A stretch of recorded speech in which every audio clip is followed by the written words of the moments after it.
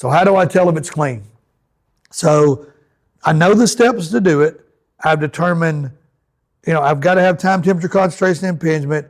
I've done all that, but how am I really going to know if it's clean? What does clean actually mean? How do I know if it's clean?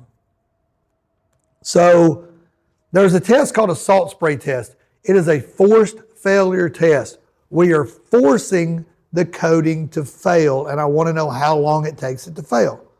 So what we do in a salt spray test is we take something that's been coated, you scratch it, and then we start to spray salt water on it at certain concentration levels, and we put it under really intense light. It's basically like being in the worst case. We are souping up South Florida a lot, and we're going to try to force this thing to fail as fast as possible. It's going to immediately rust, and then what they're looking to do is see how long it takes to start to creep and lift the coating off. When they do the salt spray test, they'll come back and say, this coating is good for X number of hours.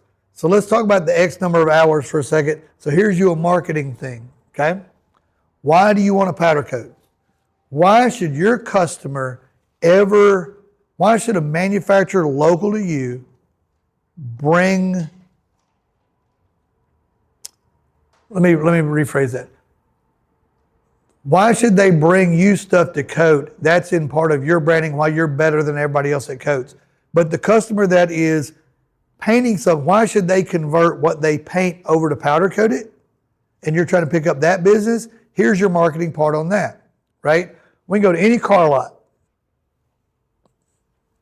wherever, whatever brand automotive paint you want to get today, whatever.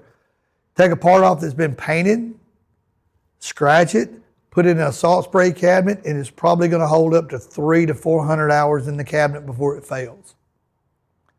Most